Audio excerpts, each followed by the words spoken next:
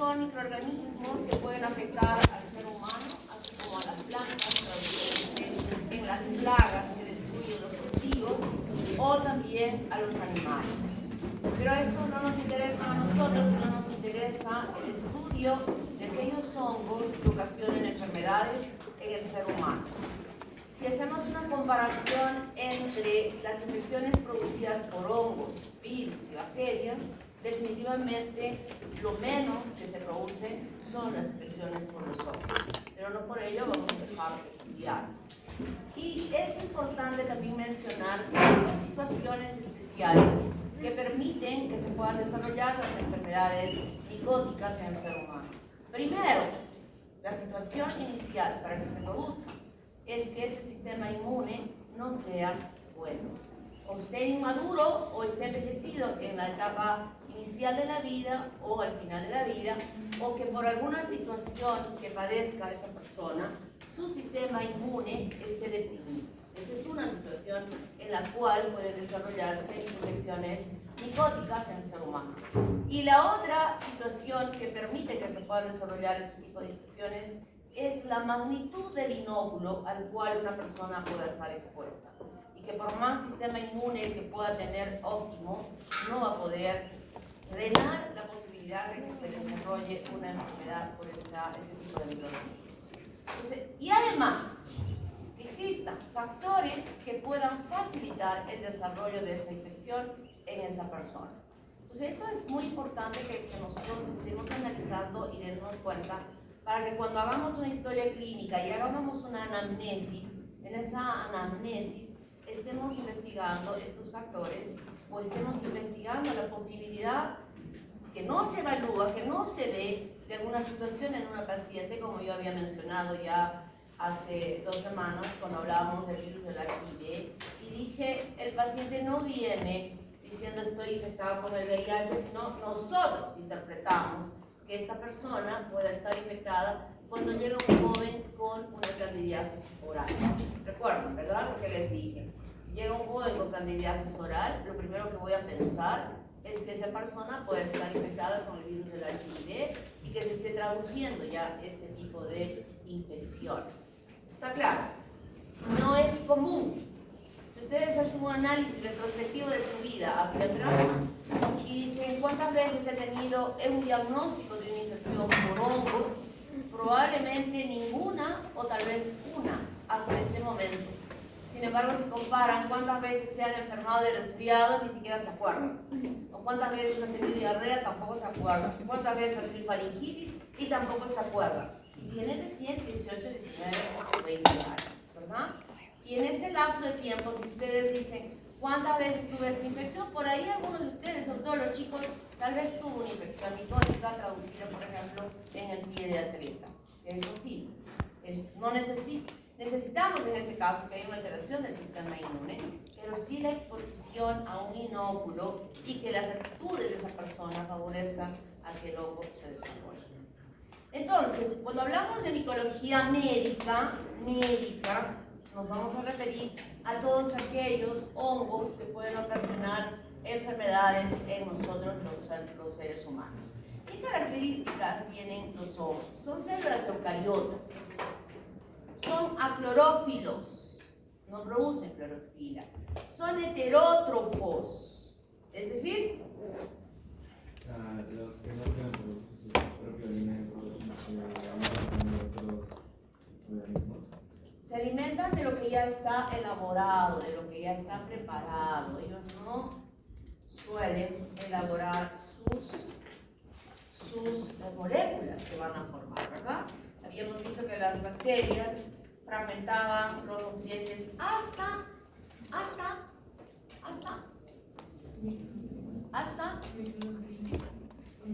micronutrientes, o sea, hasta elementos, ¿verdad? Y a partir de ellos es que empezaron la síntesis de los aminoácidos y de los lípidos, etcétera, etcétera, etcétera, etcétera. En cambio, en este caso, no.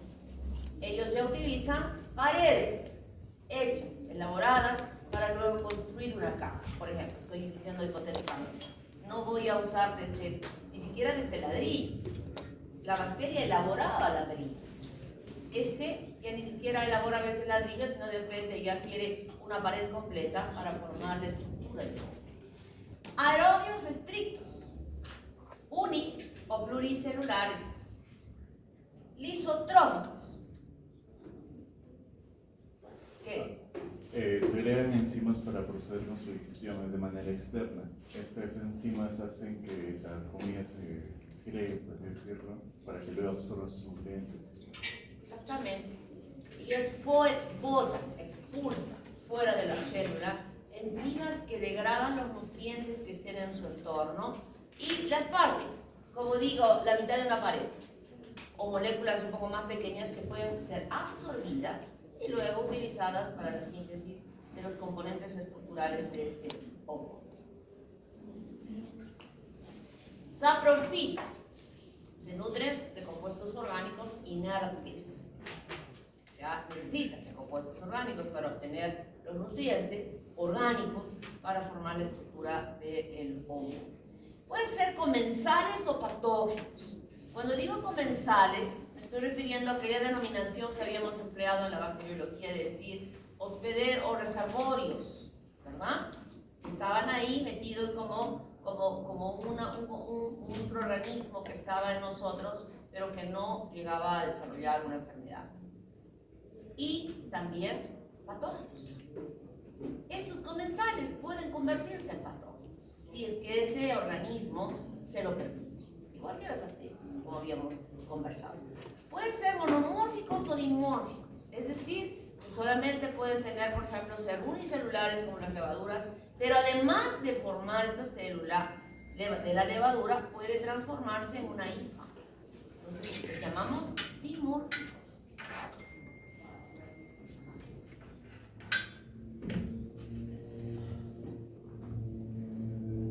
Entonces, las levaduras, que son una forma de los hongos, son estas estructuras, no son redondas, sino son ovoides, y estas células se dividen por gemación. Le sale como una tetilla, como esta imagen que estamos viendo acá, le sale como una tetilla y ya va para formar una nueva célula. Se estrangula y forma una nueva célula.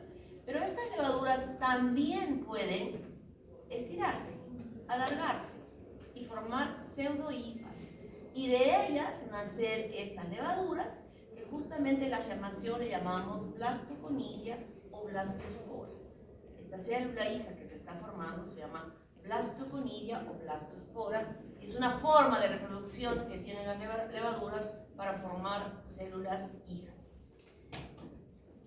Y cuando hablamos ya de aquellos hongos que son filamentosos, que son ya no unicelulares, sino multicelulares, están compuestas por estas extensiones que algunas veces son tabicadas y otras veces no, que llamamos hifas. Son como ramificaciones y estas se llaman hifas, y el conjunto de todas estas hifas se llama micelio o tallo. Aquí yo tengo un micelio y esta es una hifa que estamos visualizando. Y estas hifas pueden ser reproductoras o vegetativas. Las vegetativas son las que van a nutrir al hongo, van a obtener el nutriente de donde se esté desarrollando el crecimiento para poder dar toda esta nutrición a las hifas externas o superficiales, que son las hifas que tienen la capacidad de poder reproducir, que son el micelio reproductor. Y esto lo hemos visto en la práctica ya esta semana y la semana pasada, cuando veíamos las placas Petri y sobre ellas veíamos el crecimiento de colonias polvosas o muy filamentosas, como por ejemplo el Rhizopus, que llenó toda la placa de la... ¿Se acuerdan, verdad? Estaba como un algodoncillo llenecito de esa placa, ni siquiera la hemos abierto, porque si no era una gran exposición que pudiéramos tener frente a él, por eso estaban cerraditas todas estas placas para no exponernos, pese a que son, la semana pasada hemos visto ambientales, pero los ambientales que están en el ambiente pueden ocasionar infecciones en personas que tienen su sistema inmune, o cuando nos exponemos, como dije al principio, a un gran inóculo. Y nosotros, al abrir esa placa, estaríamos teniendo o estaríamos expuestos a un gran inóculo. Por eso están bien selladitas para que no tengamos ningún problema al respecto. Entonces, ese micelio vegetativo es el que se ha metido dentro del agar. Y el micelio reproductor es esa lanita, ese algodón que está sobre la superficie. Y esto mismo sucede cuando nosotros tenemos, por ejemplo, aquellas frutas. Un ejemplo bien claro es el de la papaya. Creo que lo podemos entender mejor en él. Cuando la papaya la partimos y la dejamos partida, solo cubierta con un campo en Camaná, en la playa, y estuvo bien, la papaya la preparamos perfectamente bien, un día antes, pero nos quedó, ya no cabe espacio en el refrigerador y lo dejamos afuera cubierto, con una toalla, con una servilleta. Y cuando levantamos la servilleta para hacer el jugo del día siguiente, nos encontramos con que la papaya está cubierta con un algodoncito blanco en toda la superficie, ¿verdad? Ese es un hongo. Entonces, ¿qué hacemos? Retiramos el algodoncito y debajo del algodoncito vemos dos tintes de color, uno que está anaranjado más intenso y otro del color natural de la papaya. Y esa parte donde está más pintada es blandita, la retiramos fácilmente, ¿verdad? Y nos quedamos muchas veces, hasta hoy, que les voy a explicar, hasta hoy ustedes podían usar la papaya que quedaba bien, y muchas veces vamos al mercado y nos venden la mitad de la papaya porque seguro la otra mitad está malograda y todavía nos la venden a menor precio y creemos que estamos ganando. No estamos ganando, porque hoy en día se ha podido investigar que en ese alimento que está quedando aparentemente bien en esa fruta, las toxinas, no estoy hablando del propio hongo, las toxinas que se liberan por el metabolismo de esta bacteria se introducen en esta parte normal. O sea que si se malogró algo, a pesar de que aparentemente pareciera que está bien, hay que eliminarlo. No podemos consumirla por esta razón que a lo largo puede crear reacciones alérgicas en nosotros si consumimos. Entonces esa parte blandita de esa papaya que fácilmente puede retirarse, allí están introducidos los micelios vegetativos que están nutriendo, que estuvieron nutriendo a este hongo superficialmente, ¿no? Entonces tenemos dos tipos de micelios, el reproductor y el vegetativo. Estos hongos pueden crecer en su forma parasitaria a 37 grados centígrados o saprofítica a 25 grados y se llaman bimórficos. Tipos de hifas. Cenocíticas cuando no hay tabiques en las extensiones de las hifas, pero sí se pueden observar los núcleos. Septadas cuando sí están tabicadas, que parecen cañas, y son células individuales que tienen incluso un núcleo en la parte central de esa célula tabicada. La estructura del hongo hemos dicho que es una célula eucariota. Como célula eucariota, supuestamente tiene un límite que es la membrana citoplasmática. Pero tiene un parecido en relación a las bacterias, porque además de la membrana citoplasmática, tiene una pared. Y esta pared no es igual a la pared bacteriana, que habíamos conocido cuáles son los componentes de él en las bacterias gram negativas o positivas. Aquí existen otros componentes diferentes. Aún la membrana citoplasmática, aunque aparentemente aquí estamos viendo como una bicapa lipídica, que sí lo es, sin embargo, contiene un tipo de grasa diferente a las células eucariotas nuestras y aún a las células de las bacterias, ¿no? Que la vamos a ver luego. Entonces, esta pared celular por fuera de la membrana citoplasmática tiene quitina. Y esta quitina contiene N-acetilglucosaminas unidas por enlaces beta 1 y 4. Sobre ella se encuentran los beta-glucanos, que son polisacáridos alfa y beta. Estoy dando un ejemplo de una pared de la levadura. No son idénticas en todas, pero podríamos decir que esto es lo básico que tienen los hongos en su pared, en la estructura de su pared. Luego tenemos celulosa, también puede haber manano y celulosa externamente, depende del tipo de hongo, pero es un componente importante que poseen y estas están unidas por proteínas. ¿Cuál es la función de esta pared? Definitivamente, igual que en el caso de las bacterias, estabilidad osmótica y rigidez. Pero recuerden, estos componentes no son los mismos que el de las bacterias, pese a que se llaman pared celular. La cápsula, no todos los hongos lo tienen, por ejemplo, tiene el Cryptococcus neoformans, que está compuesto también por polisacáridos. Y ya conocemos cuál es la función de la cápsula, que es antifagocítica, además que la estructura misma del hongo es tan grande que es muy difícil que pueda ser fagocitada por las células de defensa que tenemos en nuestro organismo. No es muy fácil, son bastante grandes, entonces no es tan fácil, pero igual es un elemento importante de patogenicidad que tienen estos hongos y que a nosotros la presencia de esa cápsula nos ayuda cuando nosotros tenemos una meningitis, por ejemplo, producida por el Cryptococcus neoformans y sospechamos y el paciente está infectado con HIV. En primera instancia no vamos a pensar que esté con una meningitis por Haemophilus o por Streptococcus pneumoniae. En él puedo pensar que esté haciendo una meningitis tuberculosa o esté haciendo una meningitis por Cryptococcus neoformans. Entonces voy a colocar en esa muestra de líquido cefalorraquídeo tinta china que me va a permitir visualizar perfectamente la cápsula alrededor de esta bacteria, de este hongo que tiene un aspecto levaduriforme. La membrana citoplasmática, como dije, es una bicapa lipídica, pero tiene y contiene esteroles. Esteroles no contiene las membranas citoplasmáticas nuestras ni tampoco de las bacterias. Esteroles contienen las membranas citoplasmáticas de estos hongos y están representadas por la presencia de ergosterol y simosterol. Este compuesto importante ha sido investigado y es utilizado como el blanco perfecto para ser destruido por las terapias que se han elaborado contra la supervivencia de los hongos. Ahí van enfocados. El tratamiento está enfocado a evitar la síntesis de este esterol en la membrana citoplasmática. El citoplasma es el citoplasma de una célula eucariota, es el que contiene todos los organoides necesarios. Y el núcleo, que tiene núcleo, tiene una membrana nuclear y aloja cromosomas que pueden variar de acuerdo a la especie del hongo que se esté evidenciando. La reproducción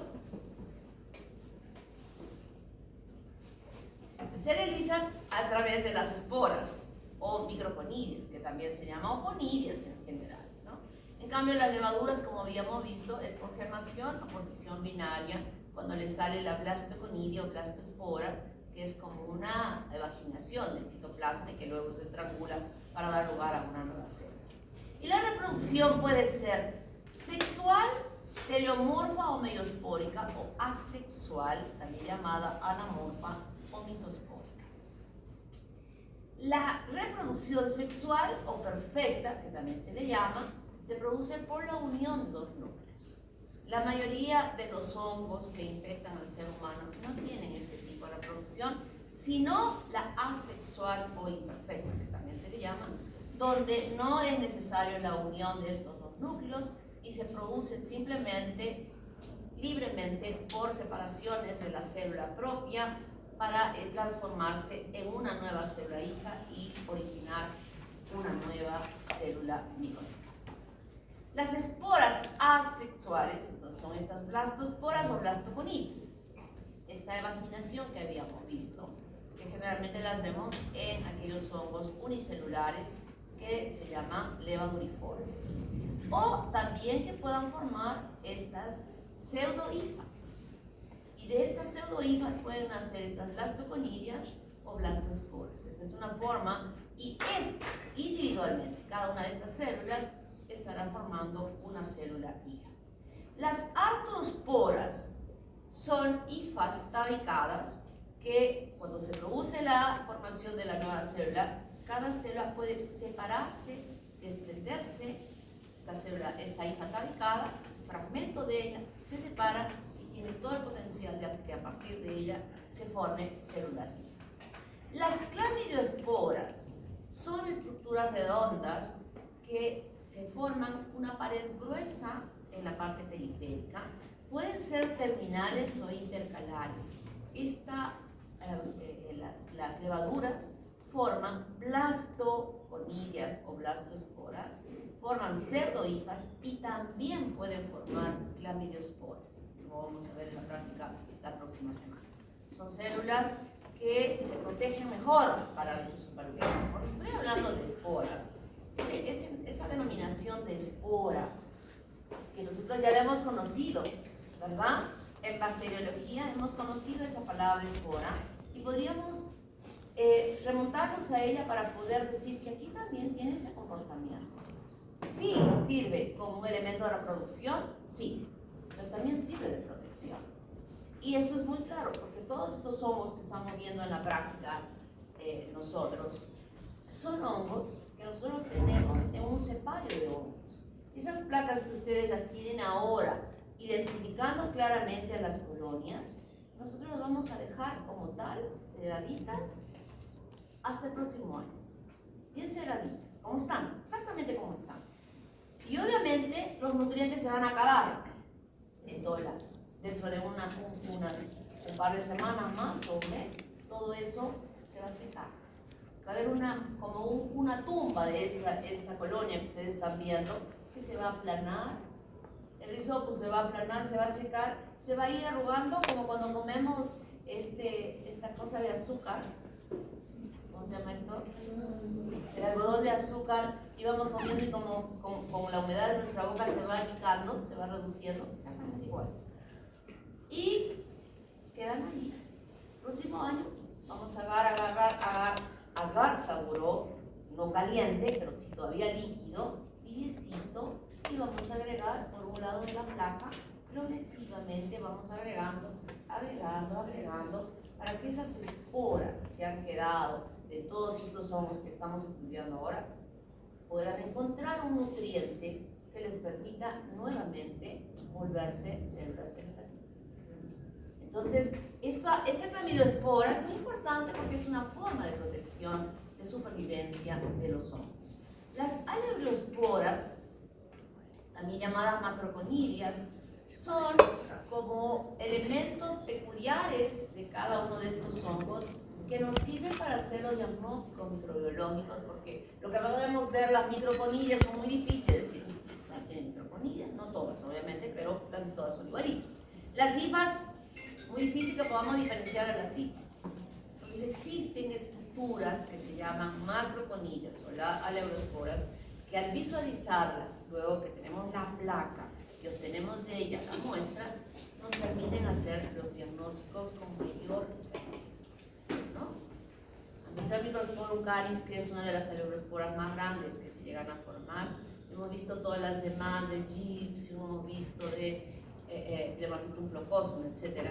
Esas aleuriosporas nos ayudan a nosotros a poder, y son elementos que sirven para poder hacer la reproducción sexual, asexual, perdón. Las conidiosporas ya las hemos visto la semana pasada, ¿no? Tanto en Aspergillus como Penicillium hemos visto las hifas, el conidióforo, que era el tallo principal, la vesícula, y sobre las piálides y las médulas, y periféricamente todas estas microconillas que habíamos visualizado, que parecía la flor del diente de león, igualito, en el caso de Aspergillus, y como un candelabro en el caso de Penicillium. Estas son conidiosporas que sirven, cada una de estas pelotitas, estas celulitas, van a servir para que este hongo pueda reproducirse. Las esporangiosporas tienen otra forma. El esporangio es como un saquillo que va a estar ocupado por múltiples esporangiosporas que están sostenidas por un esporangióforo. Este hongo, estos tres que lo hemos visto ya al principio, que son hongos ambientales, están implicados en el desarrollo de infecciones graves en el ser humano, obviamente frente a las características previas que mencioné al principio. Y las esporas sexuales, ya hemos dicho que tiene que haber una fusión de dos núcleos para que pueda reproducirse y formar nuevas células. Y aquí nosotros tenemos la unión de ellas, la mayoría, casi el 100%, casi, de las infecciones que producen el ser humano, los hongos tienen una reproducción asexual. Y solo hay un caso que vamos a ver en esta formación de las ascosporas, que voy a explicar luego, donde pueden tener esta forma de división, donde se forma un peritecio, que es una estructura redonda, y donde están incluidas estas ascas llenitas de esporas, que se han formado justamente por la unión de estos dos núcleos. Otra forma son las cigosporas, parecen rizopus, que se acercan entre ellas, se unen, y hay un intercambio o una unión de estos núcleos, y es una forma de división. o las basidiosporas, que es la forma que dan lugar a los hongos que nosotros los conocemos, que son comestibles, como las setas, u otros que no son comestibles, u otros que sirven para obtener medicaciones, u otros que son tóxicos y que pueden ocasionar cáncer en las personas. ¿Qué pasó?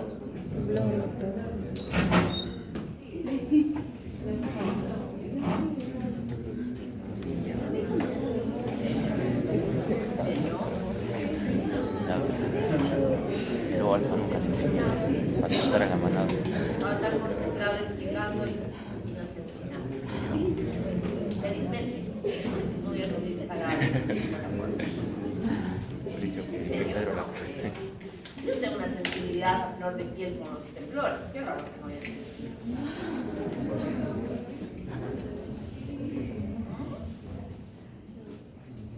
Pero ahora ha sido así súper finito.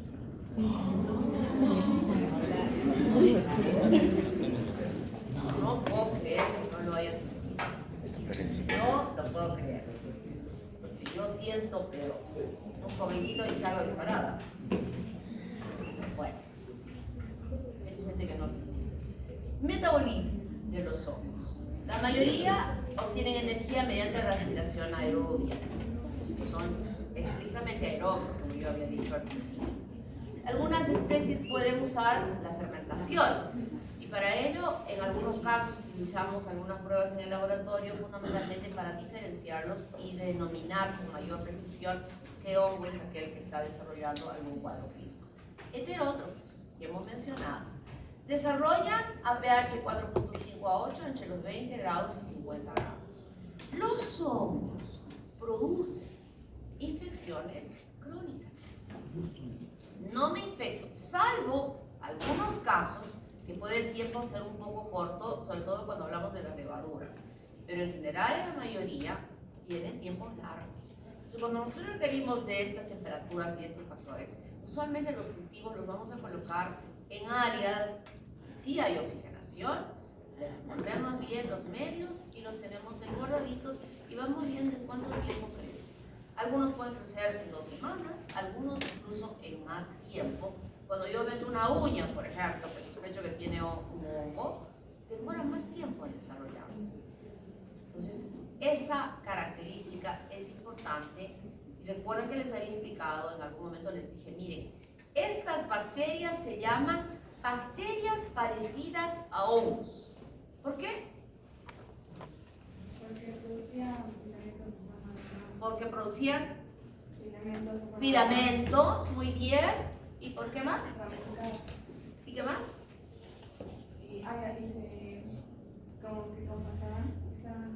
¿Y qué más? ¿Hifas aéreas? ¿Aéreas? Ácidos sulfúricos. No. ¿Qué más? ¿Qué otra característica? Muy bien. ¿Por qué? Formaban filamentos. ¿Y la otra característica? ¿Antialcohol resistentes?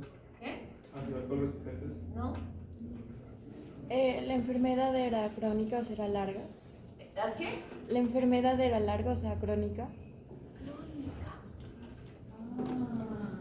Hifas y revolución crónica. Por eso decíamos bacterias parecidas a hongos. Porque los hongos tienen filamentos y porque los hongos son de curso largo. Por eso le llamamos de esa manera. Crecen en medios de cultivos sólidos. Casi la mayoría de nuestros medios que estamos viendo en la práctica es agar saburón, pero también podemos usar el agar patata glucosa. También hay otros medios específicos para el crecimiento de los dermatofitos. Y existen medios líquidos como el caldo de Brian Hart Infusion, que habíamos conocido como el medio de cultivo para los hemocultivos. También puede permitir el crecimiento de los hongos y esto es muy importante porque hay algunas micosis sistémicas que pueden desarrollarse en ella cuando ni siquiera sospechamos que este paciente tiene fiebre, sí, pero no sabemos qué tipo de microorganismo está ocasionando ese problema. Y cuando hacemos un hemocultivo nos encontramos que es un hongo el que está en esa circulación sanguínea y que puede crecer en ella. También el caldo musto, pero aquí el requerimiento es que sea a un pH ácido que permita su crecimiento. Los hongos son microorganismos metabólicamente versátiles. Producen metabolitos secundarios, por ejemplo, alcaloides de la ergotamina, importante como medicación, importante como el penicillium con la penicilina, el cefalosporum como la cefalosporina, agentes psicotróficos como el LSD, o también pueden haber algunos carcinógenos o tóxicos que puedan haber, y otros que lo podemos comer deliciosamente, ¿no? Entonces hay una gran variedad de todos ellos y siempre se están investigando permanentemente sobre el comportamiento de ellos. El diagnóstico de laboratorio se hace por observación directa, muy importante. Los hongos infectan el cuerpo desde la superficie, produciendo micosis superficiales, un poco más profundas, micosis cutáneas, un poco más profundas aquellas micosis subcutáneas, unas que se meten dentro de nuestro cuerpo, micosis sistémicas, y luego vamos a estudiar otra parte de este capítulo que se refiere a las micosis oportunistas. De muchas, pero en una forma súper aislada, vamos a hablar sobre la candidiasis. Entonces, en todas estas patologías que voy nombrando, es importante poder reconocer al hongo en forma directa. Generalmente directa cuando hablamos de estas micosis que están en la parte más externa del cuerpo, y podemos utilizar el hidróxido de potasio en diferentes concentraciones, el 10% para piel, donde va a disolver la queratina y va a permitir la exposición del hongo para poder visualizarlo, o el 40%, que es una concentración mayor, para disolver la queratina, por ejemplo, de las uñas de los pies, o el 30% de los pelos, ¿no? Y esto va a permitir que se pueda evidenciar la presencia del hongo. También puede utilizarse tinciones como la tinta china, que yo había hablado justamente desde que tiene cápsula, o el blanco de calcoflúor o gram, que podemos ver a levaduras que hemos visto en este sarro dental al principio del semestre, donde habíamos encontrado en algunos casos la presencia de levaduras en la boca y se pintaron como gram positivas. Parece un coco gigante, que no era un coco gigante, sino era una levadura. O Yensa o azul de latofenol, lo que estamos utilizando nosotros ahora en la práctica para poder visualizarlas. El estudio con luz de Wood no lo hacemos en el laboratorio, lo hace el dermatólogo en su consultorio, porque va a utilizar con la emisión de la fluorescencia que se pueda emitir de las lesiones para hacer un diagnóstico directo y empezar a iniciar un tratamiento antimicótico. Detección de anticuerpos y antígenos para serología. Los anticuerpos pueden investigarse cuando sospechamos porque ya se han producido contra determinado hongo, o en algunos casos podemos investigar la presencia del antígeno, de los componentes que pueda tener el hongo para hacer diagnósticos fundamentalmente en micosis sistémicas, que no podemos saber qué está pasando en ese cuerpo. Por ejemplo, el galactomanano, cuando está produciéndose una infección por Aspergillus fumigatus, que puede ser en el pulmón, por ejemplo, u otro órgano, o mananos de la Candida albicans para tipificar específicamente los serotipos A y B que podrían estar implicados en el desarrollo de la enfermedad. Y luego cultivamos. Y cuando las cultivamos, vamos en el agar, el as y el envés, que es típico y característico de cada hongo y que ya macroscópicamente nos puede estar orientando a decir es este hongo o es este otro hongo. Y luego hacemos el estudio microbiológico con el azul del lactofenol, visualizamos y vemos las aleurosporas u otras características que estamos nosotros observando en la práctica para tener el diagnóstico. El tratamiento. Los tratamientos en la mayoría de los casos. ¿Cuánto tiempo usábamos nosotros, por ejemplo, en estas bacterias que había dicho, parecidas a los hongos? ¿Cuánto tiempo de tratamiento? 6 meses. Meses. Y en este caso es igual. Son meses de tratamiento. Y desde ya les digo, todos los tratamientos para los hongos son hepatotóxicos. Y debo monitorear ese hígado con hepatogramas para ver si es que estoy dañando, y si todavía es una persona que ya tiene un hígado graso previo, cómo está saliendo bajo el tratamiento ese hígado. Y tengo que tener el criterio en ese manejo para no dañar a ese hígado. ¿Está claro? ¿Cómo es el tratamiento? ¿Cómo es? Por favor, esto nunca lo olviden. Es hepatotóxico.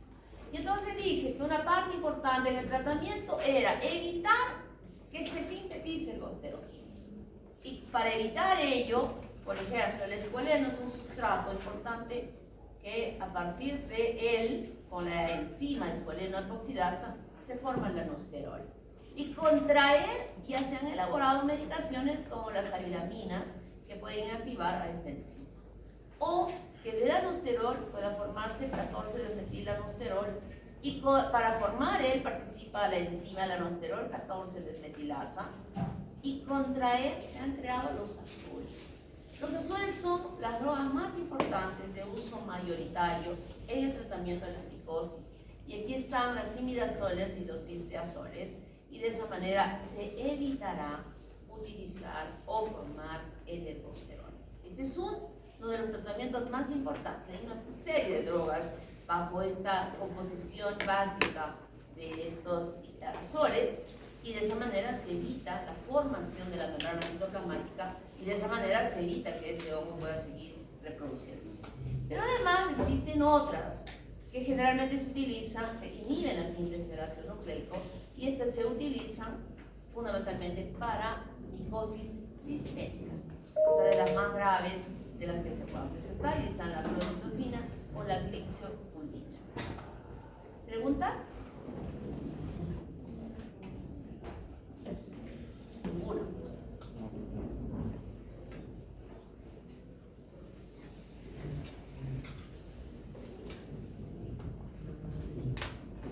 Voy a empezar explicando a las dermatofitosis, que debería seguir en secuencia, superficiales, cutáneas, ¿verdad? Vamos a regresar a las superficiales y luego pasamos a las cutáneas. Que sí me va a alcanzar el tiempo. Una hora, ¿no? Todavía nos queda una hora. Muy bien. Entonces yo dije hace un momento que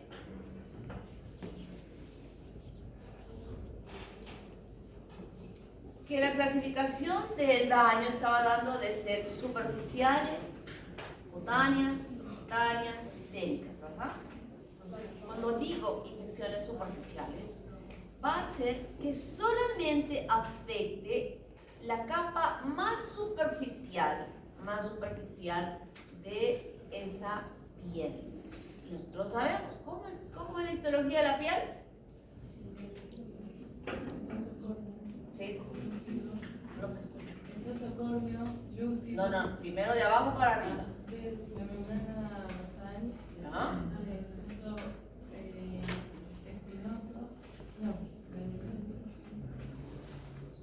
A ver.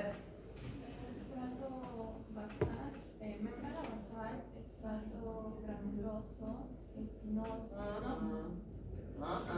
A ver, ¿quién? ¿Cómo no van a saber la piel, por favor? Yo los voy a fusilar. Ya no vale, porque ya cambiaron. Basal, ¿qué viene luego? Espinoso, granuloso, lúcido y corto. ¿Cómo se van a olvidar? Y eso se lo van a preguntar en dermatología, la primera clase de dermatología, les van a preguntar ahí en la... Y van a decir, ¿qué? Oye, les voy a fusilar, ¿eh? Estoy pensando y estoy maquinando en mi cabeza. No puedo volver a permitir que saquen 4, 6, 6.2, 4.8 en el examen para el internado de medicina. ¡Qué vergüenza! Terrible, ¿verdad? Está bien que han sacado así.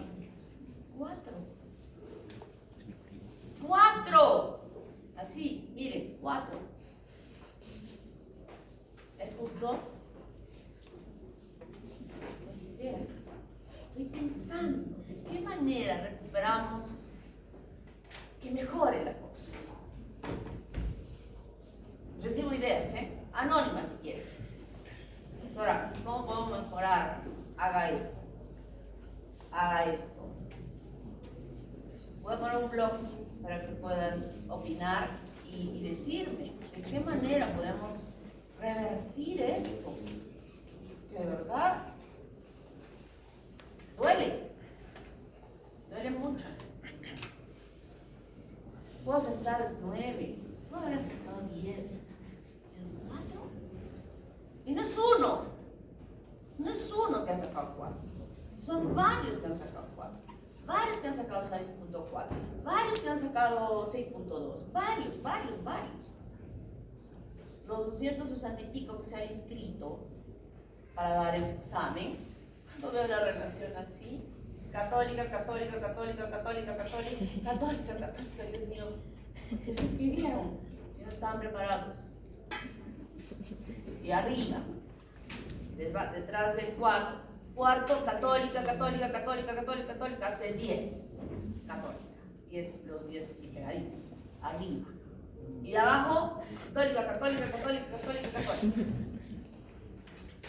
podemos hacer? ¿Qué tienen esos 10 de arriba? ¿CI de 200? Tiene el mismo CI que el que tuvo 4. Exactamente igual. Pero ese asumió, estos de ahí arriba, lo asumieron con responsabilidad. Estos de aquí. La medicina papayita. Plagiamos tan bien en la pandemia. Tenía 20 en anatomía, 20 en bioquímica, 20 en histología, 20. Buen plagio. Y ahora, en ese examen, pudieron plagiar. Así es que, chicos, las vacaciones no deben ser vacaciones para ustedes. Las vacaciones deben ser de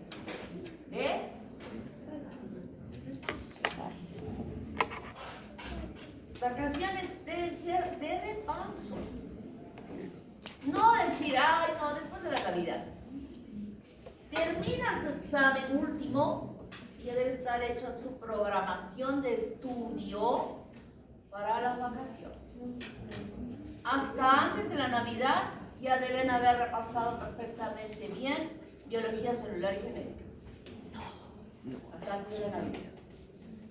Y no me van a decir solo estudiar, ¿no? Porque tienen que armar el árbol, el nacimiento y todo lo demás, limpiar la casa y ayudar a su mamá. Pero sin presión, sin que piensen que van a ser calificados por la doctora Vita. Una lectura bonita, con voluntad, para empezar a leer. Antes de la Navidad, bien aprendida la biología celular y genética. Porque esa va a ser la base de entender la microbiología, la fisiología y todas las guías. Bien estudiado. Después de la Navidad, entre la Navidad y el Año Nuevo, histología. De quincena de enero, todavía he estudiado mucho, bioquímica. Anatomía. Quincena de enero hasta mitad de febrero. Un mes para anatomía. Y de la quincena de febrero hacia adelante, fisiología. Y para empezar ya en la última primera semana de marzo, microbiología. Embrio como alternativa de lectura. Tan bonita la embriología, ¿verdad? Como para descansar esto. Bajar la mica. Por favor, no. Anatomía alternando con embriología. Que se van de la manita. De lunes a viernes anatomía, sábado y domingo embriología. Y van jugando paralelamente. Y refuerzan bien ambos. No sean sinvergüenzas de pasar a marzo, no sé qué día empiece, 12, sin haber hecho esto. Si no han hecho esto, se los digo en serio, lo que viene por delante en la semiología no la van a saber aprovechar. Háganlo, chicos. Ya empecemos con ustedes a conciencia este cambio que me haga feliz cuando yo ya no esté y vea católica, católica, católica, católica, católica. ¡Qué alegría! ¡Qué bueno que estos chicos! Pedro, ahí, Pedrito, hágame feliz. Haga que me sienta orgullosa. No estoy hablando de algo imposible, estoy hablando de algo posible. Ya estudiaron para 10, recuerdan para 10. Con esta lectura subirán a 15. Miren que han aprobado, ¿eh? No estoy hablando de que no hayan aprobado, porque si están acá es que han aprobado ya todo eso. O sea, tienen aprobado, tienen con 13, 14. Estoy asumiendo que han aprobado con 10. Pero con esta lectura quiero que siquiera suban homogéneamente en 13. Y no saben, quienes me van a hacer caso, no saben lo útil que va a ser para que puedan hacer su quinto y sexto semestre satisfactoriamente. No estoy hablando de notas, estoy hablando de conocimiento. ¿Está claro? Levanten la mano derecha bien arriba. ¿Prometen hacerlo?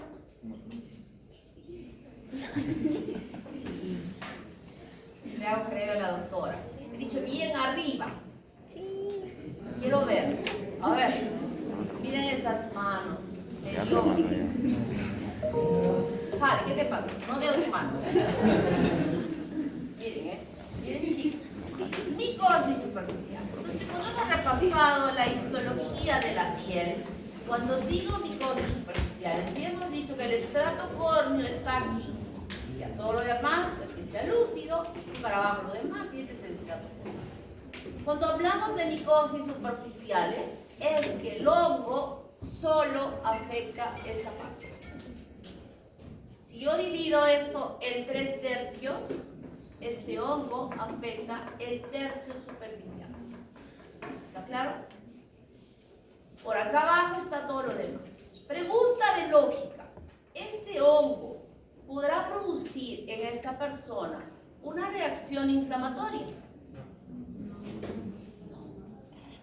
No, porque ni siquiera se ha acercado aquí. Está acá. No va a haber respuesta inflamatoria. Es sumamente superficial.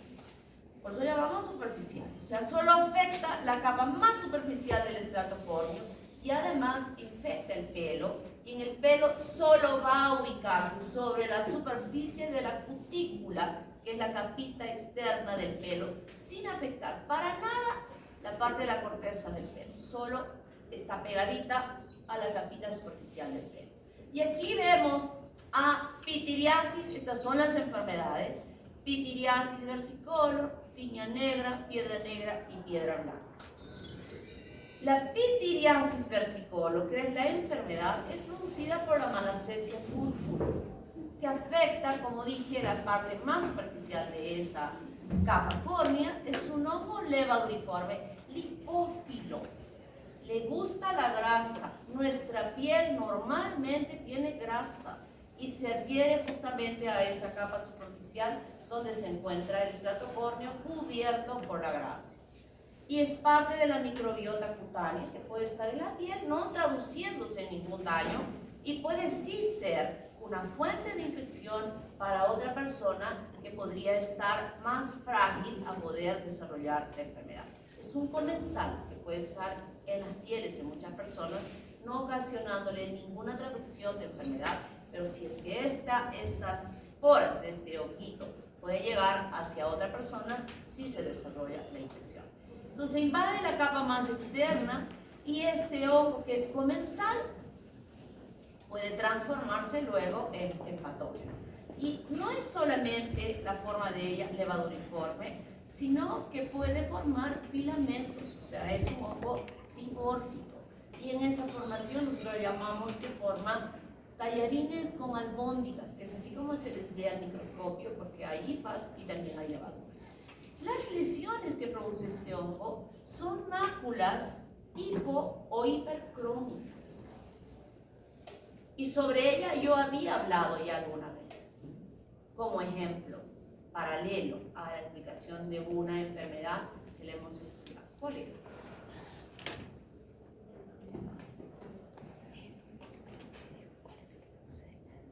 Segunda fase. Les dije, son unas manchas blanquitas que aparecen en la piel. Y las diferenciamos por esta característica de ellas. La lepra. Y dije, son manchas hipocrómicas anestésicas. Pero si pinchamos con la agujita y le duele, es esto, que se llama vulgarmente en Arequipa cancha. No es dolor. ¿Verdad? Y esas manchitas son las que vemos.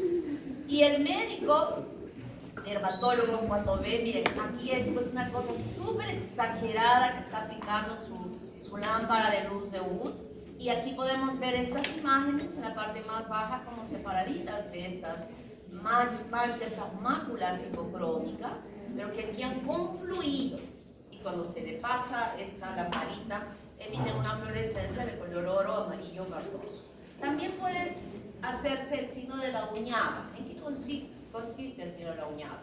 Sobre esa mácula hipocrómica, con la uña hacemos esto como un raspado y sale como una escamita en esa superficie. Es el signo de la uñada que se puede visualizar. Así se ve con la lámpara de Wood, pero si no se ve con la lámpara de Wood, se va a ver de esta manera.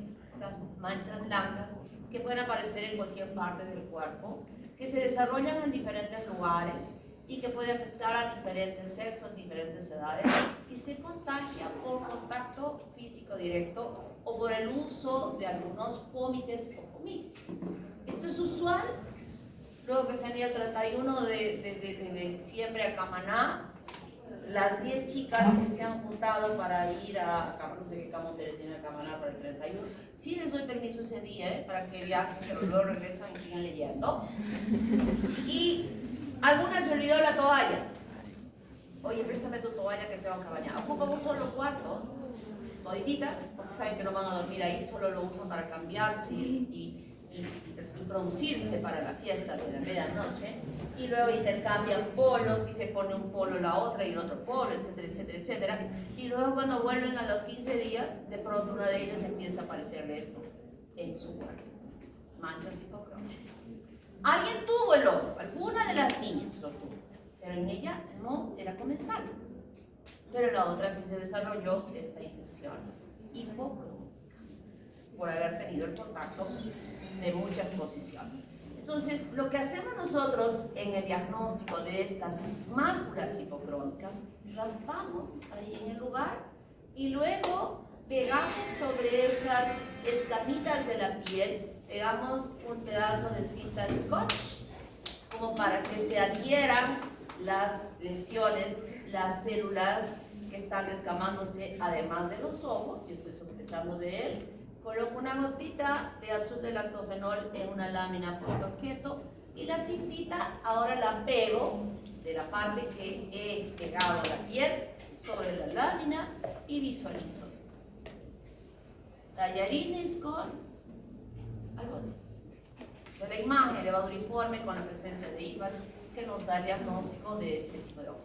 También podemos cultivarlas. Y tenemos que agregar ácidos grasos de cadena larga, porque recuerden que es lipófilo y que en la piel la obtiene, y tenemos que adicionar al medio. Y vamos a ver esta colonia cremosa, blanca. Las levaduras no crecen polvosas, sino cremosas, como vamos a ver en la práctica de la próxima semana, ¿no? Y es así como las visualizamos al microscopio. El tratamiento, si es que solo me apareció una manchita blanca acá o en la cara, y que soy muy cuidadosa, mamá, mira, me ha salido esto, ya mejor vamos al dermatólogo para que te vea, ¿no? Me ve, y en ese caso se hace el diagnóstico y tópicamente puedo hacer yo el tratamiento para resolver ese problema. Pero si tengo ese chico porque no hemos visto la mamaria, sino era chico, que está todito, ¿cuántas chisguetes de la crema voy a usar? Y no es que me voy a aplicar un día, sino sostenidamente si quiero una semana hasta que desaparezca. ¿Cuántos chisguetes voy a gastar acá? ¿Cuánto me va a costar? Muchísimo. Entonces tengo que recurrir a un tratamiento oral para acortar el tiempo de tratamiento. Tiña negra la produce Exophiala wernicki. Lamentablemente aquí hay unos nombrecitos nuevos, raros, que se los tienen que aprender. Esto sí se lo tienen que aprender, porque en el examen tengo que preguntar, probablemente pregunte sobre esto. ¿Quién es? ¿Cómo se llama? Voy a describir el cuadro clínico, etcétera, etcétera, para hacer preguntas de los casos clínicos. Tienen que aprenderse. Este también es un hongo lipófilo, estamos diciendo que es superficial, tratando de las micosis superficiales, y se presenta como una levadura con blastosporas e hifas septadas pigmentadas. Esta pigmentación va a dar ese color justamente que le estamos indicando, que se llama tiña negra. Igualmente se adhiere a esta capa superficial, es lipófila, se nutre de grasa, y en la epidemiología está presente en regiones tropicales y subtropicales donde el medio es propicio para su supervivencia. En el Perú existe, pero en estos países más. Y cuando se produce, ha habido una pequeña raspadura de esa piel, la parte superficial del estrato córneo, que ha permitido que pueda ingresar en esa capita superficial de la capa córnea. Y está presente en el suelo o en las cortezas de los árboles. O sea, el roce en él puede lesionar, pero es más común que nosotros identifiquemos al hongo justamente en la planta de los pies o en la palma de las manos, donde empieza a aparecer estas máculas de un color oscuro. ¿Cuál será el diagnóstico diferencial que nosotros debemos investigar con la aparición de esta mancha, esta mácula de color marrón, por ejemplo? El melanoma aparece así, de pronto no tuve nada ahí y es posible que pueda tener. Entonces, hay que hacer diagnósticos diferenciales. No voy a decir simplemente que sea un hongo y resulta ser que es un melanoma. Entonces aparece en estas áreas estas máculas de un color marrón oscuro. El diagnóstico, igualmente vamos a raspar la piel y con un examen directo visualizaremos esta imagen, estas hifas oscuras con el hidróxido de potasio, el azul de lactoferol, que también podemos usar. Cultivamos, y cuando hemos cultivado de ese cultivo es que nosotros podemos ver ya este tipo de colonias, de hifas alargadas, con estas hifas septadas que se visualizan aquí, y las blastosporas de un color pardo oscuro, como se visualizan aquí. Podemos cultivarlas, y cuando las cultivamos, esta es la imagen que nosotros tenemos de la colonia que ha crecido en el agar y que confirma nuestro diagnóstico que aquella lesión que está siendo producida es producida por un hongo. Al microscopio, esquemáticamente, nosotros vamos a ver estas imágenes de hifas septadas, y que de ellas, de estas uniones, nacen estas blastosporas que estamos visualizando acá, o esta, y que pueden desprenderse y nos muestran estas imágenes. El tratamiento depende, puede ser tópico si es una sola lesión, pero si hay múltiples lesiones podemos recurrir al tratamiento oral para cortar ya la infección y que no se vaya extendiendo, porque así como los que habíamos visto en otros casos, pueden extenderse, seguir creciendo y extenderse las lesiones superficiales en la piel. Cuando hablamos de aquella micosis superficial, ya no en la piel, sino en el pelo, hablamos de la piedra blanca. Y aquí el implicado es el Trichosporum leigeli, que es un hongo levaduriforme que se adhiere a la cutícula del pelo. Hemos dicho superficial. Si este es el pelo, el hongo solo se pega, está pegadito. No se ha metido ni ha dañado la corteza, solo está allí. Y como dice blanca, es de color blanco. Entonces, nosotros podemos ver a la persona con estas nodulaciones superficiales de color blanco que parecen liendres. ¿Qué son las liendres? La niña de ahí atrás. El huevo del piojo. El huevo del piojo. Y estos huevitos de piojo no son móviles, se pegan al pelo, bien pegaditos. Entonces aquí hay que hacer un diagnóstico diferencial si es que este es un hongo o son liendres. Son liendres, son los huevitos de piojo. Claro, paralelamente a la liendre, ¿qué habrá? Piojos. ¿Y qué estarán haciendo los piojos en esa cabeza? Estarán picando y estarán rascándose, ¿verdad? Y cuando nosotros empezamos a buscar la cabeza, por ahí se ponen los piojos para aquí, para allá, para todo lado. Esto lo van a estudiar ustedes en parasitología y probablemente como parte de su responsabilidad social vayan a algún colegio, una escuelita periférica, de visitar un colegio y allí van a hacer su labor de buscar piojitos. Más que buscar piojitos, ya vamos a dar la solución. Ustedes llevan sus, ¿cómo se llama el champú para matar los piojos? ¿Cómo se llama? ¿Qué se llama el champú? Ya no veo mucha propaganda en la televisión. No veo la propaganda. Hace tiempo que no veo la propaganda parece que ya las cabezas han desaparecido, los piojos de las cabezas, que hasta ya no hay propaganda. Se llama Nopusit. Tiene que llevar Nopusit no solo para el niño. ¿Cuántos niños viven en tu casa? ¿Cuántos hermanitos son? Somos 5. 5 bolsitos, ¿no? De esa manera estarán evitando que todos los niños, ¿de qué sirve que cure uno si duermen en la misma cama los 5? Se pueden empezar. Les daremos las recomendaciones de lavado de las sábanas, de la cama, etcétera, etcétera, el uso de champú y habremos corregido la presencia de esos piojitos. Entonces, este honguito que se pega externamente y con este aspecto de una liendre, se ubica aquí y las personas se dan cuenta porque normalmente cuando ponemos nuestro dedo en el pelo se desliza suavemente, ¿verdad? Pero de pronto hacemos esto y nos encontramos como un rosario. Hay nodulaciones que las percibimos. Y es más, cuando las personas se peinan, se siente un sonido diferente. Entonces se peinan, ¿suena? No suena. Pero cuando ellos se peinan, estas nodulaciones hacen que esta obstrucción en el deslizamiento tenga un sonido especial y por ello es que mucha gente se da cuenta de que algo tiene en su pelo. Se encuentran en diversos lugares y la transmisión es por vómites, por peines, recipientes para lavarse el pelo, por cosméticos y es muy fácil de contagiarse en las peluquerías.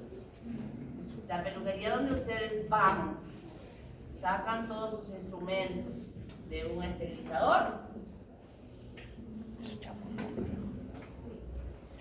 ¿Sí?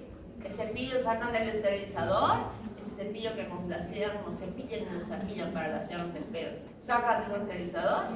Entonces hay riesgo de poder infectarnos en estos lugares con este tipo de micosis. Y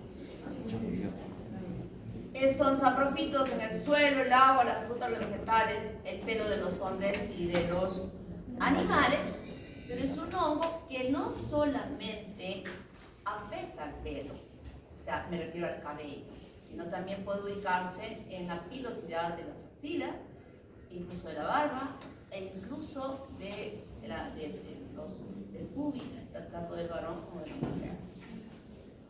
¿Produce alguna sintomatología especial? ¿Qué es sintomatología? Cuando digo sintomatología es que le pique, le arda, le duela, ¿habrá alguna sintomatología por la presencia de este hongo? Hemos dicho que se ubica en la superficie o en el pelo, es la superficie, o sea que no va a haber ninguna sintomatología que se pueda presentar y se visualiza como estos nódulos blanquecinos que están alrededor y cuando empezamos a usar la luz de UV puede emitir un color blanco, amarillento o amarillo verdoso que ayuda al dermatólogo a dar solución al problema. En el diagnóstico examinamos al pelo y observamos a estas artroconillas redondeadas que están cubriendo al pelo. Esto lo vemos al microscopio y visualizamos de esa manera. Y cuando las cultivamos en el agar saburo podemos ver estas formas, son levaduriformes, entonces la colonia es cremosa y crece rápidamente y tiene este aspecto rugoso en la colonia. Cuando vemos, observamos esto, artroconillas. El tratamiento rasurado. En el caso del varón, rasurado la cabeza, pero en la mujer es bien complicado. Tratar de cortar lo más que sea el pelo y hacer un tratamiento tópico con clotrimazol o crema o itraconazol y proconazol. En las otras partes del cuerpo el rasurado va a ser lo mejor y luego de ello definitivamente aplicar estas cremas para ya evitar que cuando crezca el pelo pueda volverse a restablecer el hongo en su crecimiento. Piedra negra, piedra ortai es el agente que produce. En este caso igual, exactamente igual que en el caso anterior, se van a formar nódulos que envuelven la superficie de la cutícula. Pero en este caso no van a ser blancos, sino van a ser negros. Y ahora van a aparecer piojos, pero van a aparecer piojos que no se mueven, pero los piojos en la cabeza se mueven rápidamente. En cambio, estos van a estar quedándose de esta manera como ascas y ascosporas. Recuerden lo que les enseñaba hace un momentito. ¿Cómo es la división de las ascas? ¿Sexual o asexual? Asexual. Son sexuales. Sexuales.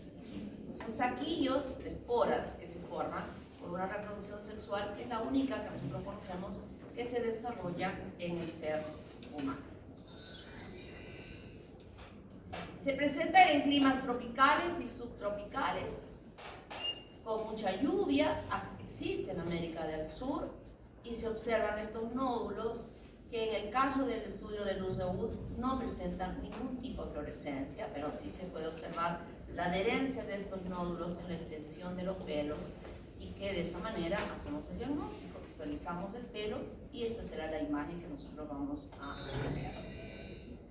En el diagnóstico examinamos al pelo y vemos las ascosporas e hifas que se pueden visualizar y cuando las cultivamos tiene un aspecto cerebriforme, negro, muy desagradable en el crecimiento que se observa en el medio de cultivo del agar saburo.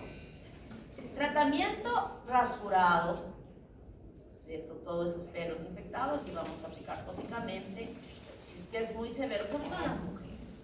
Nosotros usamos tratamiento sistémico porque no es nada grato que a una mujer les rasuremos toda su cabeza, ¿verdad? Entonces, en ellas podemos usar que podría ser una solución aparte de la forma tóxica. ¿Alguna pregunta? ¿Preguntas? Ninguna. Muy bien. Entonces vamos a estudiar ahora a las dermatofitosis.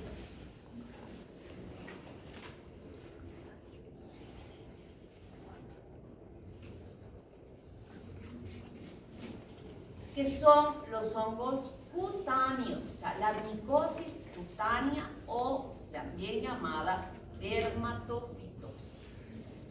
Y los hongos que ocasionan estas infecciones se llaman dermatofitos. Entonces tenemos a la piel, ya conocemos las capas de la piel, ¿verdad?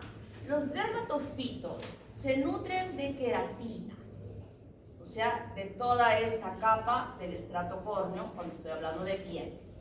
Toda la capa córnea.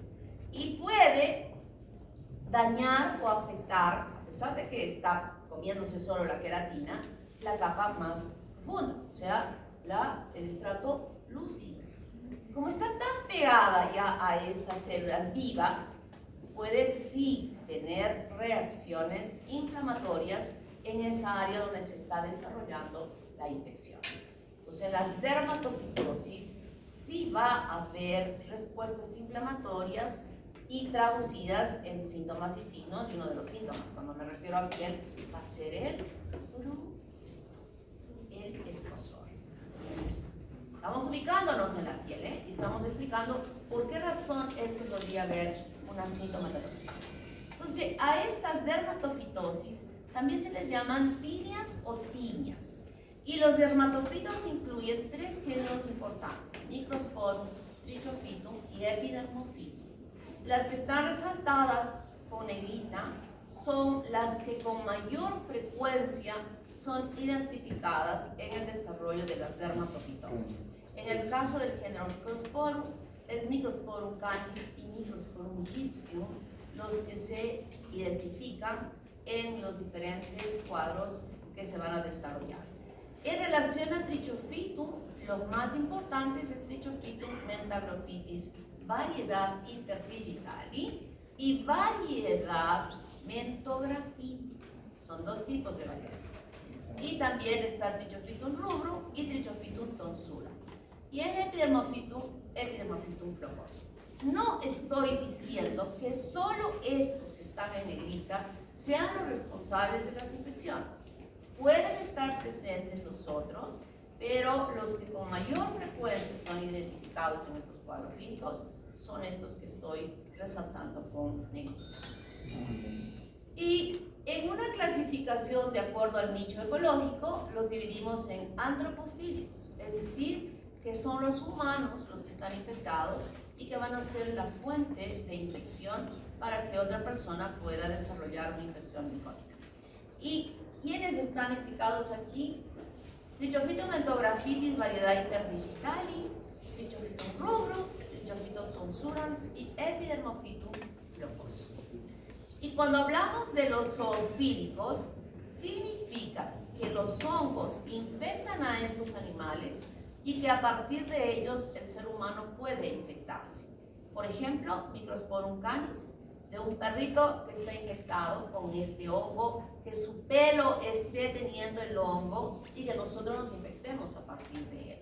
Ya quiero mencionar que cuando esto sucede, cuando una persona se infecta de un perrito con esta infección, el cuadro clínico en esa persona es de una severidad importante, mucho más agresiva. Pero luego que esa persona se ha infectado, ya se convierte en un reservorio de infección que puede infectar a otras personas. La segunda persona que se ha infectado ya de esta persona, en ella, la evolución de ese cuadro clínico no va a tener la severidad que tuvo aquella que se infectó directamente del animal. ¿Está claro? Entonces puede ser Microsporum canis, Microsporum gallinae, quienes tienen gallinas, o equino, o Trichophytum mentographitis, variedad mentographitis de la rata. Y es esta rata que se puede meter en la casa, o el ratón, cualquiera de los dos que quieran ustedes, y que puede estar caminándose por la ropa de las personas, las toallas, las medias, etcétera, etcétera, y que esté dejando las esporas y que las personas se coloquen en ellas y se puedan infectar con este tipo de hongo. Generalmente este tipo de hongo se producen en áreas donde puede estar presente estos roedores. O el verrucosum, si es que es del ganado. Y cuando hablamos de dermatofitos geofílicos, son hongos que se encuentran en el ambiente. Específicamente cuando me refiero a gypsum, puede estar en el suelo. Y la gente que está en contacto con el suelo, por alguna pequeña abrasión en su piel, puede permitir el ingreso del hongo y desarrollar la infección. Entonces, en la epidemiología sabemos que las especies antropofílicas, es decir, que se infectan o que infectan al humano y que van a transmitir a otros, pueden hacerlo directamente al estar en contacto directo de una lesión, por ejemplo en el caso de la piel, directamente con hongo. Las conidias, que son las que van a ser los elementos infectantes, son muy resistentes al medio ambiente.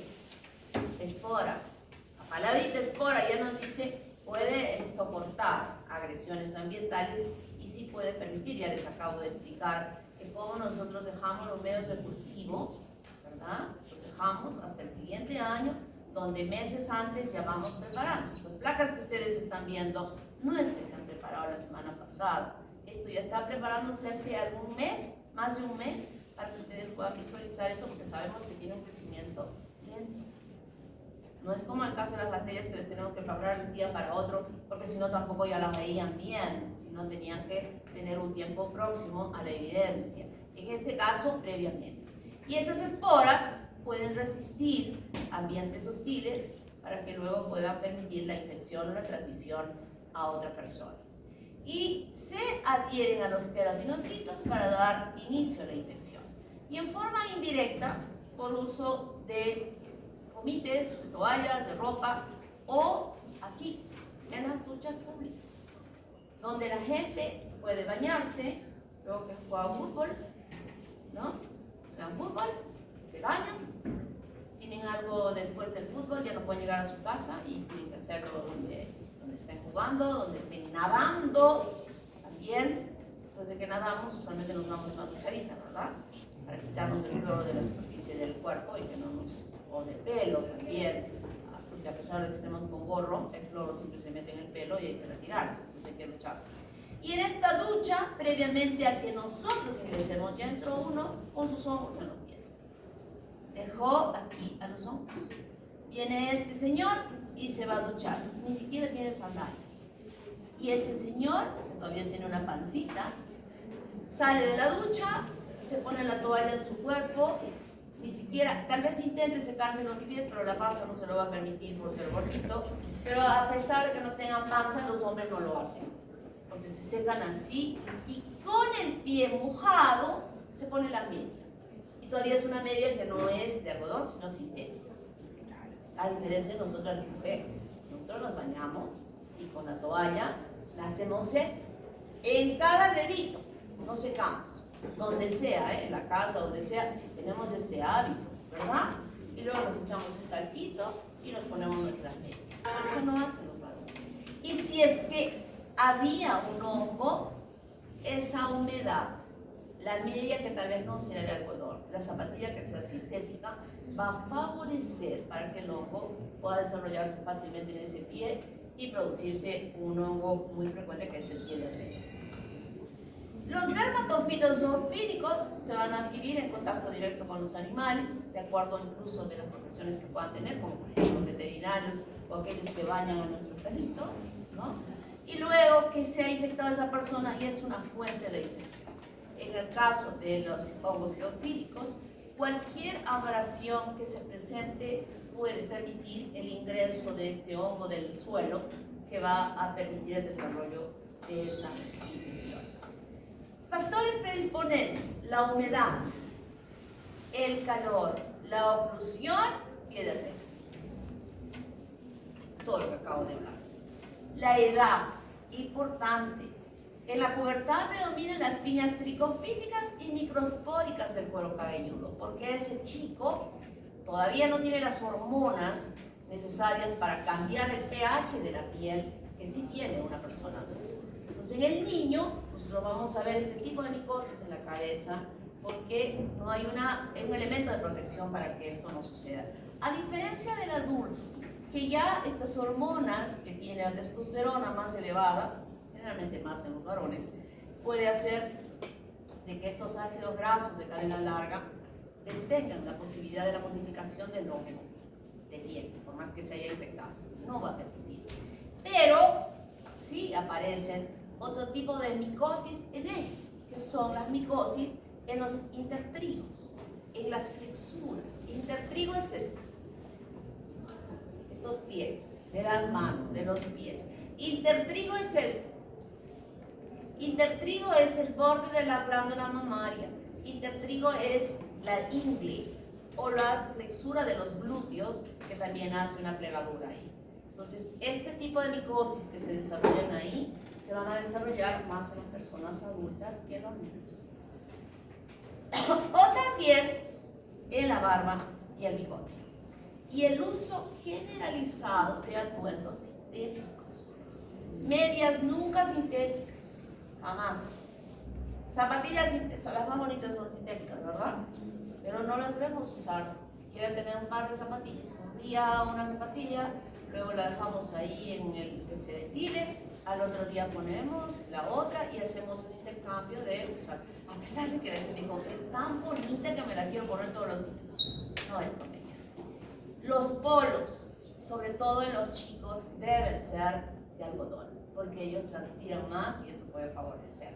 Las truzas de algodón, porque los intertrigos pueden desarrollarse. Claro que primero tiene que haber un contagio. Ojo, tiene que haber, estamos hablando de factores predisponentes. ¿Qué significa? Que si uno tiene contacto con el hongo se va a desarrollar. Si yo no tengo contacto con ningún hongo, no he tenido contacto con ninguna espora de ningún hongo, así sude a chorros y esté con el polo mojado del sudor y me quede así, no voy a tener hongos. Estoy hablando de factores predisponentes, que previamente ha habido una infección y que estos factores van a favorecer a que se desarrolle la infección. Y en la patogenia, entonces, estos dermatofitos, ya he dicho, se nutren de queratina. Se nutren de queratina. Y el grado de inflamación va a variar. Si es que directamente un zoofílico ha infectado, ¿cómo va a ser la infección inicial? Mucho más inflamatoria, mucho más severa. Pero ya si es que ha habido una infección, esta va a perder esa agresividad.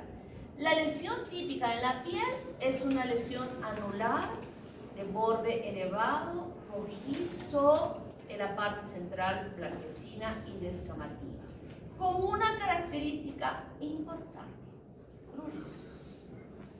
Pero hasta acá es muy difícil poder determinar porque hay muchas alergias, lesiones alérgicas que pueden tener estas características. Y que además de las características que estamos evaluando, se sume el prurito. Y cuando se suma ese prurito, yo no puedo diferenciar, ¿es una alergia o es una micosis? Y esto es lo peligroso, lo sumamente peligroso, porque aún el dermatólogo más experto tiene miedo a equivocarse, tiene temor a equivocarse. Porque si es alergia, ¿cuál es el tratamiento?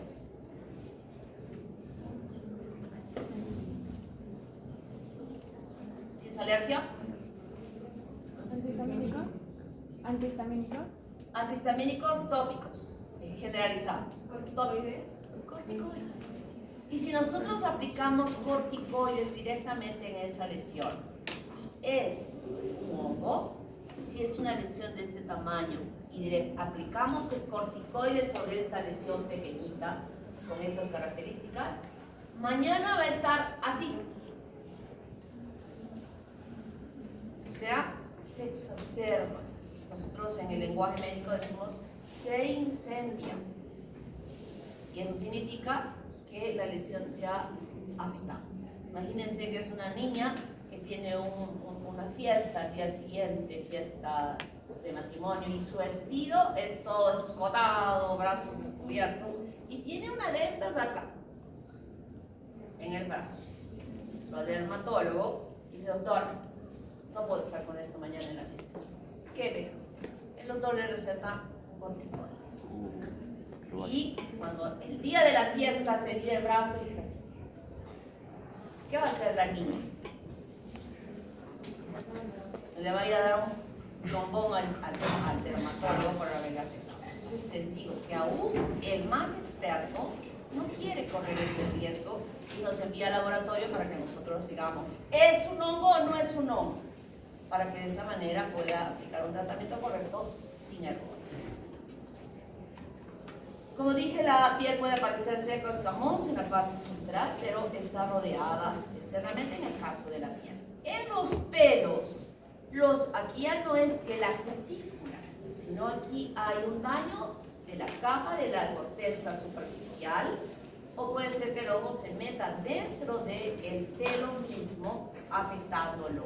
Y el pelo afectado se torna quebradizo, se rompe, se fragmenta, se va cayendo a pedazos, simplemente se caen todos fragmentados desde su base. Pueden afectar el folículo, así como no pueden afectar el folículo pinoso. Entonces, estas artroponidias, cuando se meten dentro, hablamos de endotrix, y cuando solamente están superficiales, hablamos de ectotrix, o cuando afectan las dos, pueden ser ectoendotrix. En el caso de las uñas, el hongo puede afectar la uña desvitalizándola y puede ingresar por los lados laterales o por el, si está por acá, ¿cómo se llama? Eponiquio, o puede ser por el hiponiquio. Y cambia la estructura normal de la uña, la vuelve gruesa, cambia de color, la vuelve polvosa, etcétera, etcétera, etcétera. Pero aquí hay una característica importante que difiere de las candidiasis. Cuando se produce una infección en la uña le llamamos onicomicosis. Y la onicomicosis, producida por los dermatofitos, no tiene paronychia. ¿Qué significa paronychia? Que alrededor de la uña, en el tejido blando que está alrededor de la uña, pueda afectarse o no afectarse. Pueda estar inflamada o dolorosa o no pueda estar inflamada o dolorosa. En el caso de las onicomicosis por dermatofitos, no hay inflamación, ni dolor, ni nada, solo hay cambios en esa uña. En cambio, cuando esto mismo se produce por Candida albicans, sí hay paronychia. Es decir, la uña cambia de los colores y es exactamente igual que en este caso, pero alrededor, en las partes blandas de la uña, hay inflamación. Duele, está rojo, y eso se llama paronychia. ¿Está claro? Entonces, ya clínicamente nosotros nos damos cuenta qué puede hacer y de acuerdo a eso orientaremos nuestro tratamiento para ayudar a esa persona.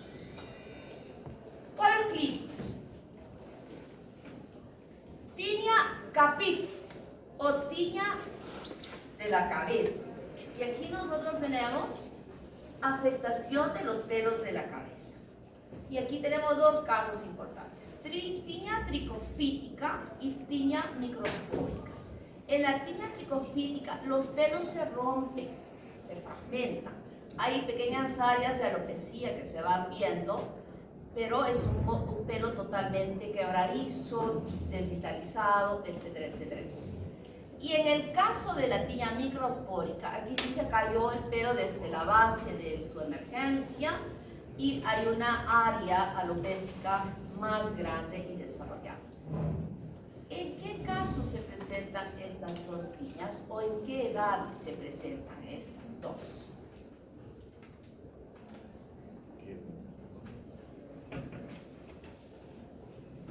Yo lo he dicho. ¿Tenían más en los adultos mayores? No, eran los niños. Eran los niños. Las tiñas tricofíticas y microspóricas se presentan en los niños.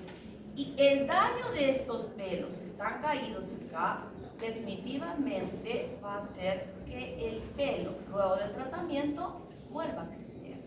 Es decir, que este tipo de tiñas no dejan alopecia definitiva, sino transitoria, y será que luego desaparezca. ¿Puede haber esto en las personas adultas? Sí. Sí. Y hay que hacer diagnósticos diferenciales. Por ejemplo, en la sífilis. Por ejemplo, en el estrés, que se cae. O sea, no es que se caiga así a pedazos, sino áreas que quedan absolutamente sin pelo.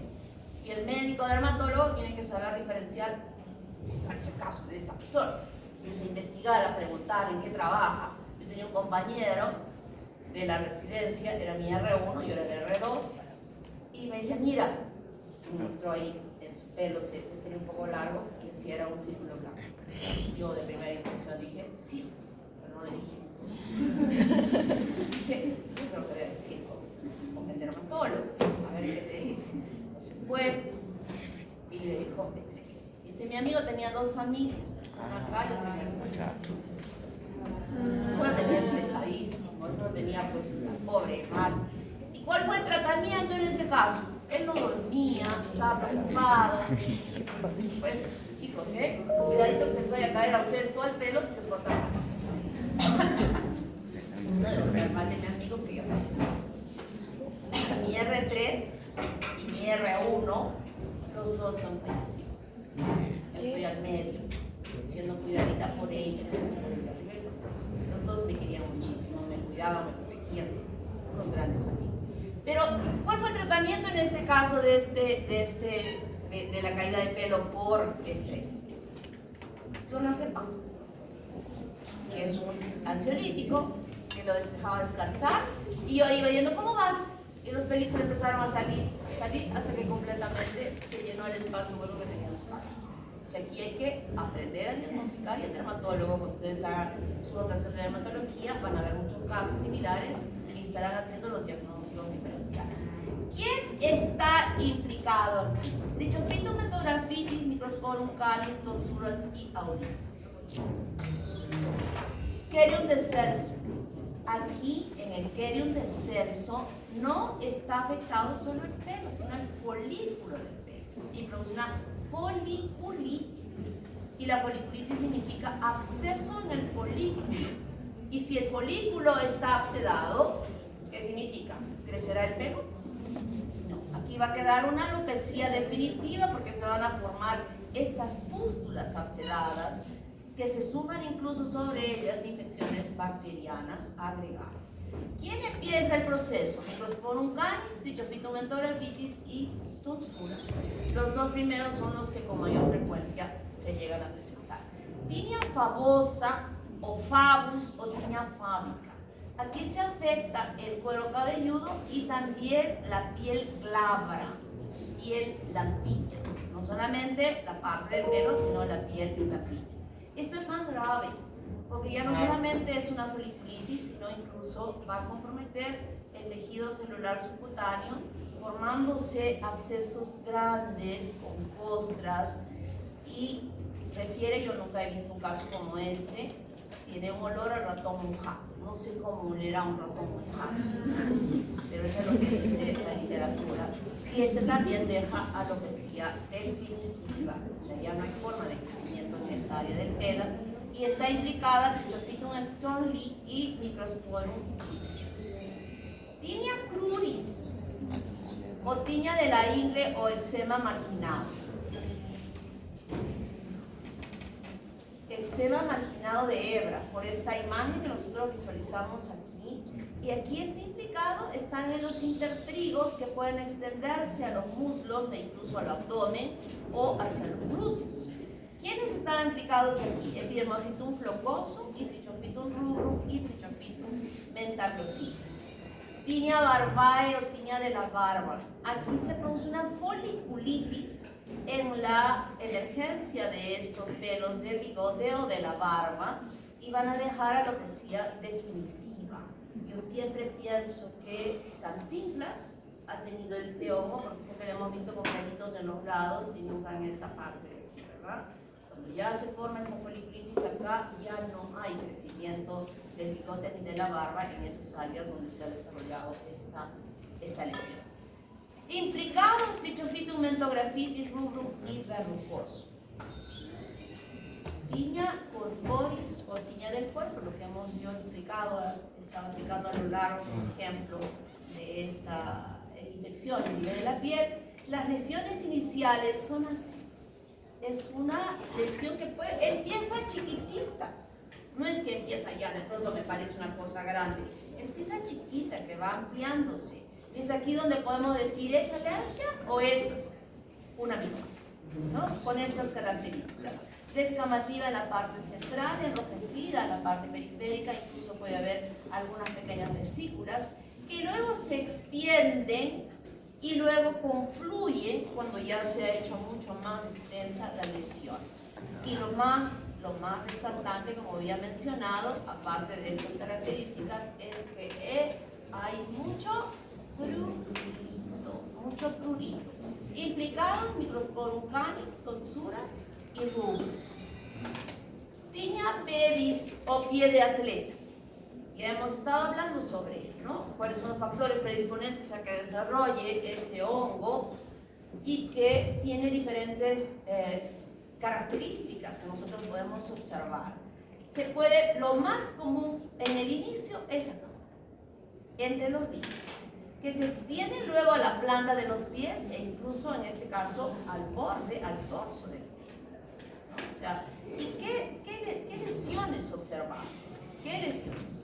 Primero es que hay muchas escamas, se maceran sobre todo entre los interdígitos, puede haber vesículas o puede haber la forma hiperkeratosis, que se ve como si tuviera una costra gruesa, que cuando se separa la costra deja una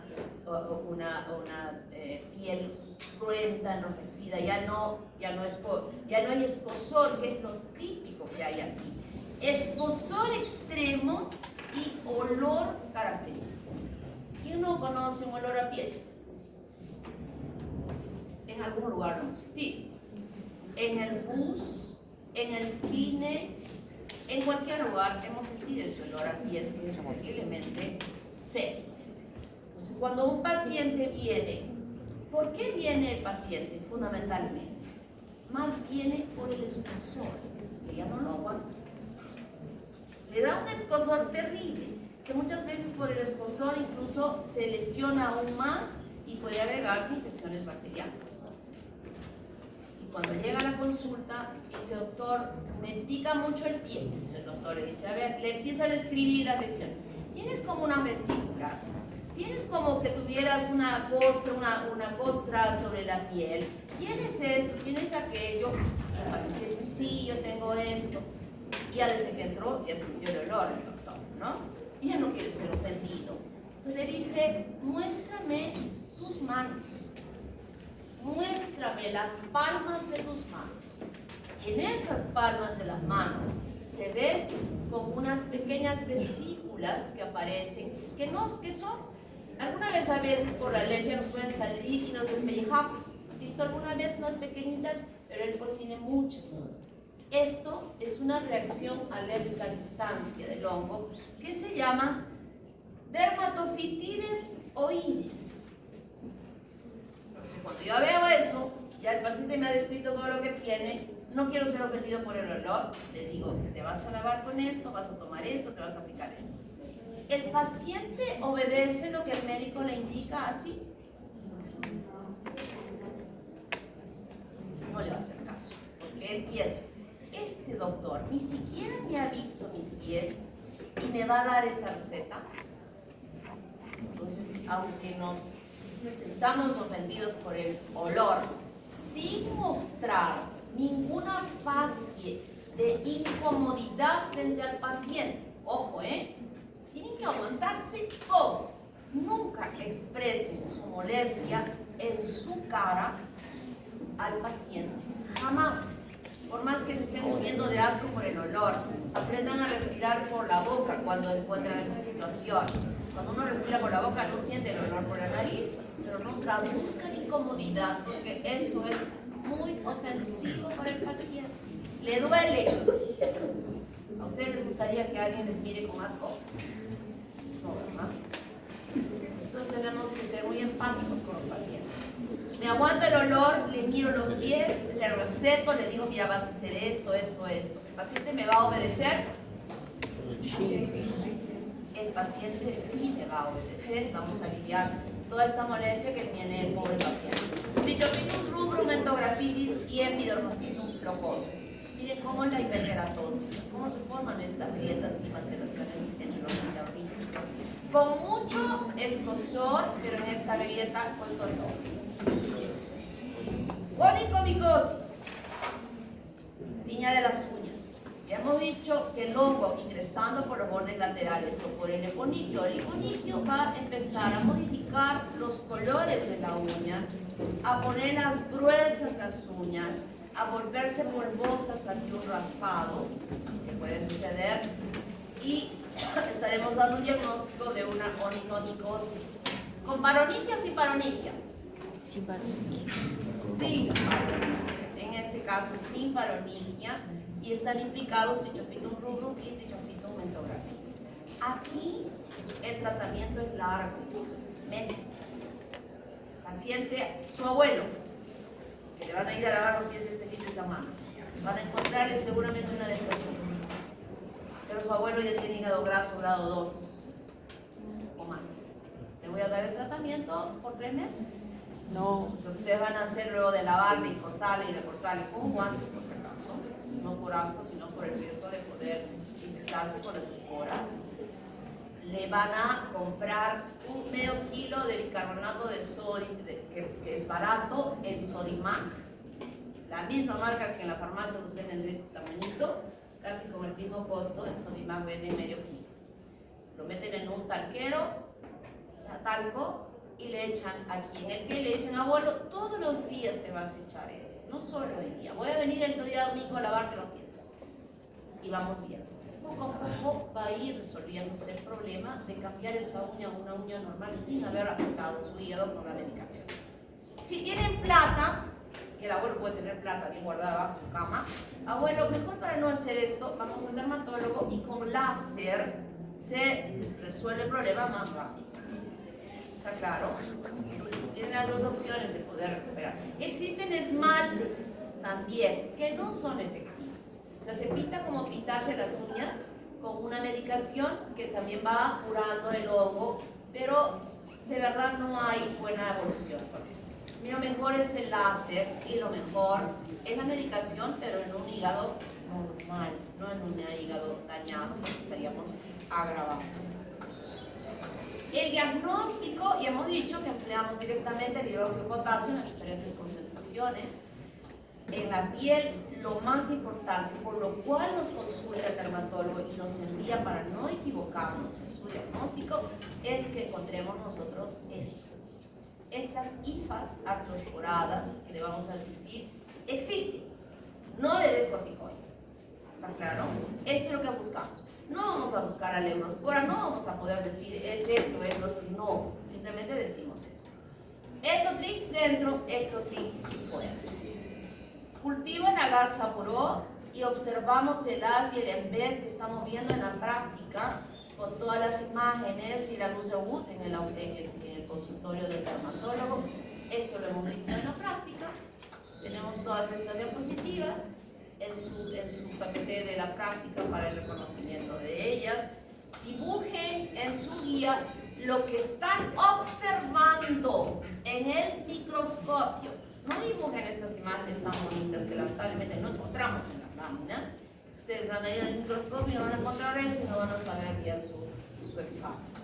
Y el tratamiento tópico en lesiones pequeñas y ya en las lesiones grandes tienen que ser sistémicas y orales.